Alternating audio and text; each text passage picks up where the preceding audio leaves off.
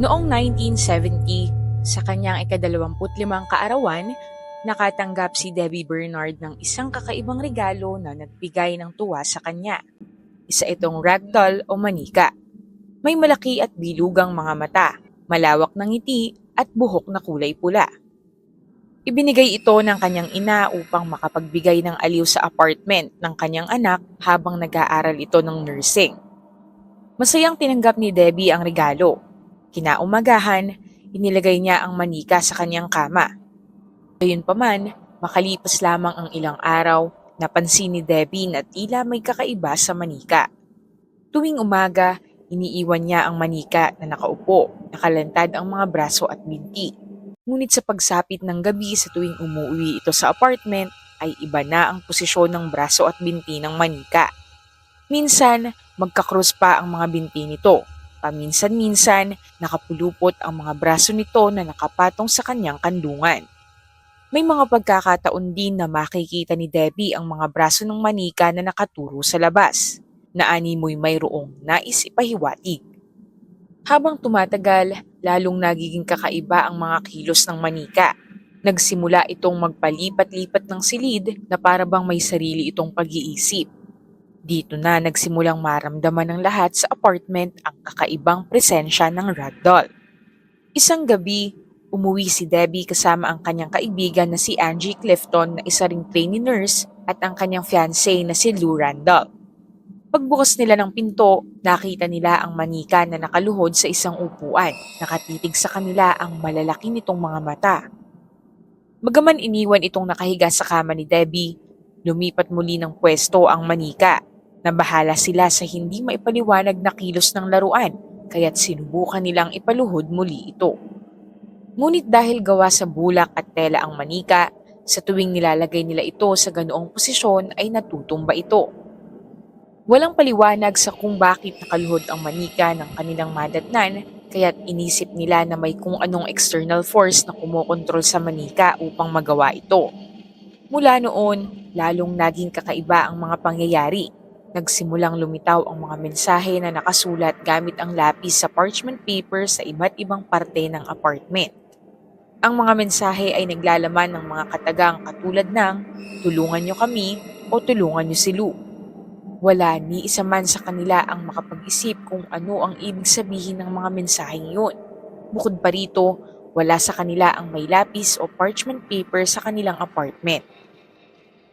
Naisip nila na marahil ay may taong pumapasok ng walang pahintulot sa kanilang apartment upang sila ay lokohin. Kaya't nagdesisyon si Debbie at Angie na maglagay ng pulbos sa mga bintana at pintuan upang makakita ng bakas kung may magtatangkang pumasok nang wala sila. Inayos din nila ang mga kagamitan sa loob ng apartment, ngunit wala silang nakitang ebidensya. Nagpatuloy ang paglipat ng manika mula sa isang silid patungo sa kabila, at palagi itong nagbabago ng posisyon. Isang araw, pag-uwi nila, natagpuan nila ang dibdib at ang likod ng mga kamay ng manika na may bahid ng dugo. Hindi maipaliwanag ang takot na naramdaman nila. Sa pagnanais na masagutan ang kanilang mga katanungan, kinausap ni Debbie at Angie ang isang psychic medium. Ang medium ay nagsabing nakipag-ugnayan siya sa espiritu ng isang 7 taong gulang na batang babae na nasa loob umano ng manika. Ayon sa kanya, noong nabubuhay pa ang batang ito ay madalas itong maglaro sa lugar na yon, na dati ay isa pa lamang malawak na bukirin. Maraming masasayang sandali ang bata sa lugar hanggang sa bigla na lamang itong natigil. Mula nang siya'y mamatay, ang kaluluwa ng bata ay patuloy na gumagala sa bukirin.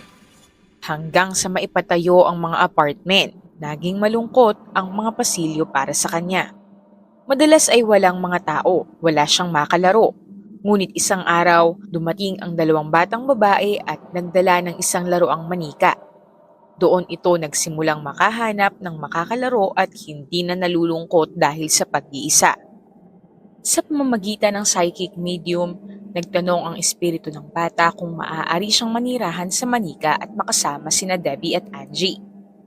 Naanting naman ang mga dalaga at napapayag sa hiling ng batang si Annabelle Higgins.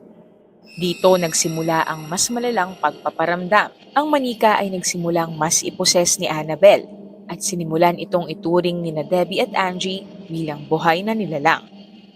Sa kabila ng kanyang awa, kumbinsido si Lou, ang fiancé ni Angie, na walang mabuting maidudulot ang kanilang pagtitiwala sa manika. Tingin niya ay isa itong uri ng voodoo doll na may layuning lokohin sila.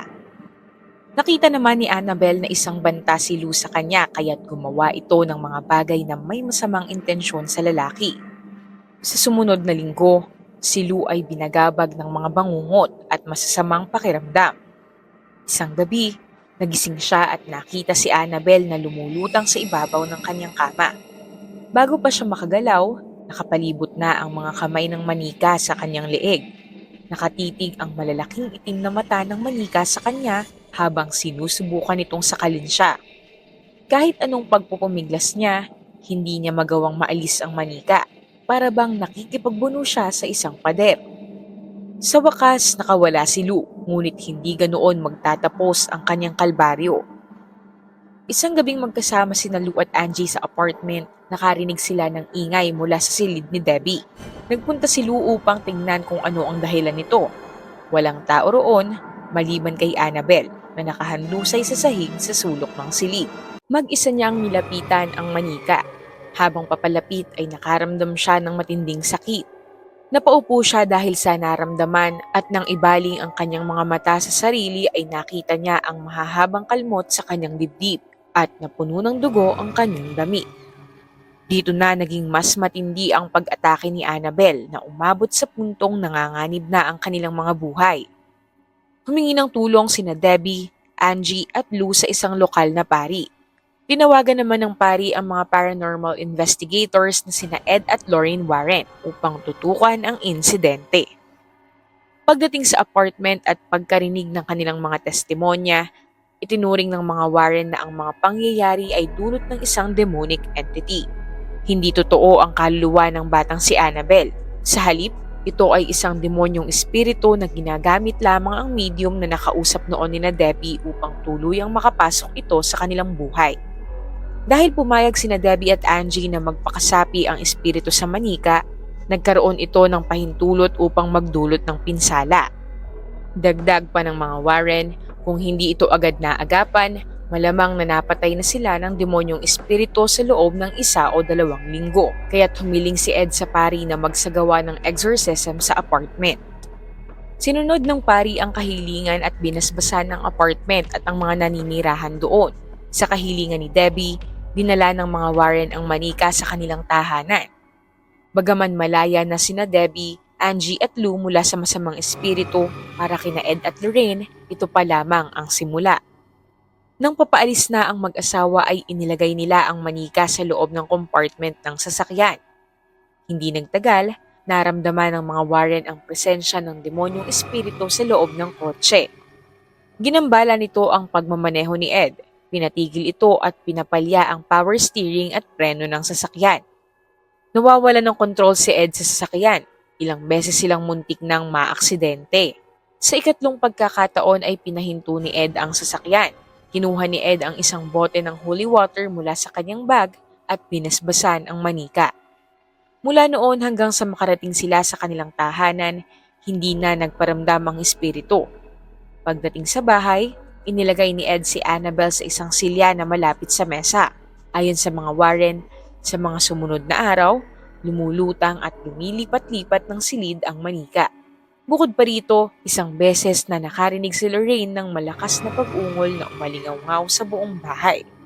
Bumisita ang isang pari upang kausapin ang mga Warren ukol sa sinasapi ang manika. Habang nag-uusap, kinuha ng pari ang manika at inusal ang mga katagang, "Isa ka lang basahang manika, Annabel. Hindi mo kayang saktan ang sino man."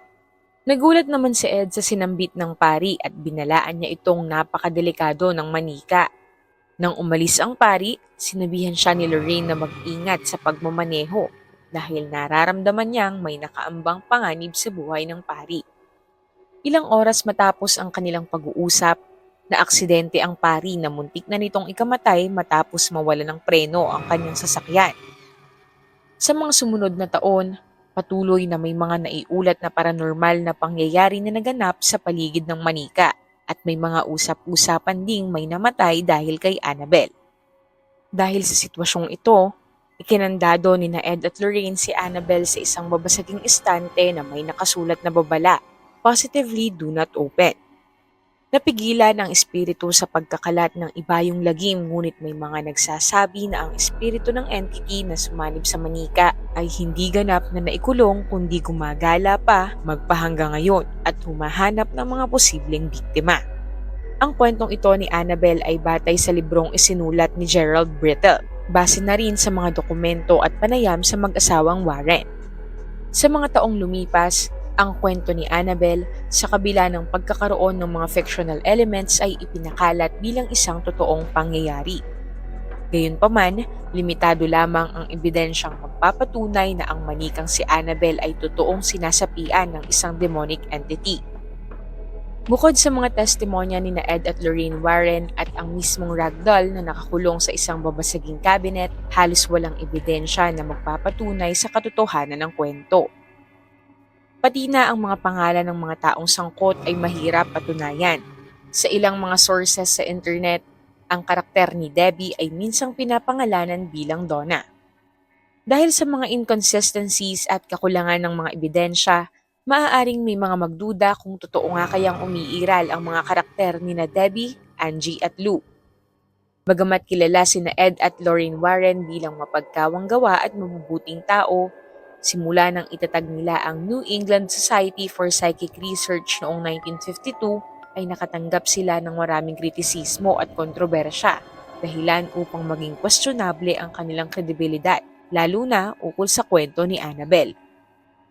Mula nang inumpisahan ng mga Warren ang kanilang trabaho ay malaki na rin ang kinita ng mag-asawa mula sa mga benta ng libro, mga event na may bayad, mga tiket sa kanilang eksklusibong museo at mga paid lecture tungkol sa paranormal activities. Ibinuhos ni Ed at Lorraine Warren ang kanilang oras sa paranormal researches. Hanggang sa ngayon, kahit na 70 taong gulang na si Lorraine, aktibo pa rin siya, nag-host ng mga lecture at events. Ang Warren's Occult Museum ay tinawag na pinakamatanda at natatanging museyong ukol sa paranormal na umani ng atensyon mula sa iba't ibang bahagi ng mundo. Sa museyong ito matatagpuan si Annabelle. Sa isang panayam bago pumanaw si Ed noong 2006, ipinakita ni na Ed at Lorraine ang maraming bagay mula sa kanilang koleksyon sa isang tagapanayam. Isa sa mga bagay na ito ay ang sinasabing orihinal na Book of Shadows, ang Necronomicon. Sa kabila ng pahayag ni Ed na ang aklat na ito ay naglalaman ng mga salin ng luma at mapanganib ng mga orasyon, na ilathala ito bilang isang fictional grimoire ng isang hindi kilalang author noong 1977. Dahil dito, ang ilan ay naniniwala na ang Necronomicon Book of Shadows at marami pang ibang bagay sa Warren's Occult Museum ay mga likhang isip lamang at hindi totoo. Mga piraso ng nakakatakot na kwento na ang tanging layunin ay makapanghikayat ng mga bibisita sa kanilang museo. Ang kwento ni Annabelle ay pinaniniwalaan ng ilan na ganoon din ang layunin, bagamat marami pa rin ang naniniwala sa katotohanan ng taglay nito. Noong 2014, ang istoryang ito ay nagsilbing inspirasyon sa prequel ng sikat na horror movie na The Conjuring. Tinangkilik ito sa buong mundo at nagkaroon din ng mga bulong-bulungan na nakaramdam ng kakaiba ang mga taong nakapanood sa pelikulang ito.